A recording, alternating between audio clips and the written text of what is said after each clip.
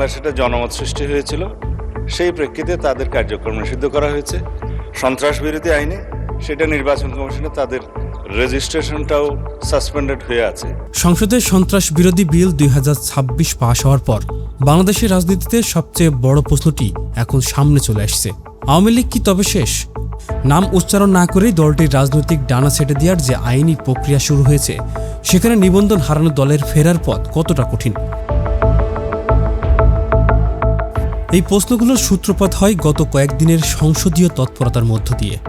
2026 সালের এই সংশোধিত বিলটি আওয়ামী লীগের জন্য এমন এক আইনি ফাঁদ তৈরি করেছে যা থেকে বের হওয়া প্রায় অসম্ভব।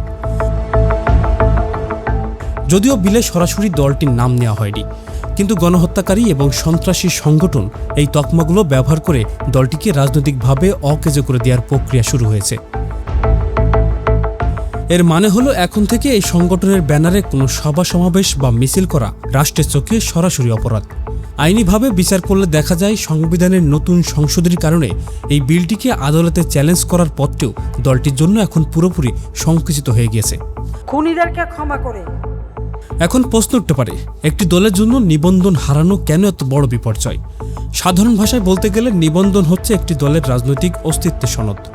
এটি না থাকলে দলটি কোনো নির্বাচনের প্রতীক পাবে না, অর্থাৎ ভোটের লড়াই থেকে তারা ছিটকে পড়বে। কিন্তু এর চেয়ে বড় ধাক্কা হলো প্রশাসনিক। নিবন্ধন বাতিল হলে দলটির নামে থাকা সব ব্যাংক অ্যাকাউন্ট জব্দ হবে, ফলে দল চালানোর মতো আর্থিক শক্তি তারা হারাবে। সেই সাথে সারা দেশে তাদের যত দলীয় কার্যালয় বা সম্পদ আছে সেগুলোর বৈধতা নিয়ে প্রশ্ন উঠবে এবং সরকার চাইলে সেগুলো বাজেয়াপ্ত করতে পারবে। অর্থাৎ প্রাতিষ্ঠানিকভাবে দলটির মেরুদণ্ড ভেঙে দেওয়ার সব আয়োজন এখন চূড়ান্ত। অনেকেই জানতে চান, আওয়ামী লীগ কি অন্য কোনো নামে বা কৌশলে ফিরে আসতে পারে? এখানে তিনটি বড় বাধা রয়েছে। প্রথমত, নেতৃত্বের সংকট। দলের নীতি নির্ধারক পর্যায়ের প্রায় সবাই এখন মাঠের বাইরে, ফলে কর্মীদের দিক নির্দেশনা দেওয়ার মতো এখন কেউ নেই।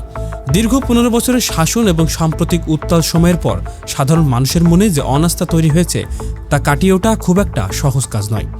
তৃতীয়ত, বর্তমান সরকারের কঠোর নজরদারি। ডিজিটাল যুগে পরিচয় গোপন করে বা নতুন নামে সংগঠিত হওয়া প্রায় অসম্ভব, ফলে অন্য নামে ফেরার যে তথ্যটি অনেকেই দিচ্ছেন সেটিও বাস্তবসম্মত মনে হচ্ছে না। সবশেষে বলা যায়, আওয়ামী লীগ এখন ইতিহাসের সবচেয়ে কঠিন সময় পার করছে।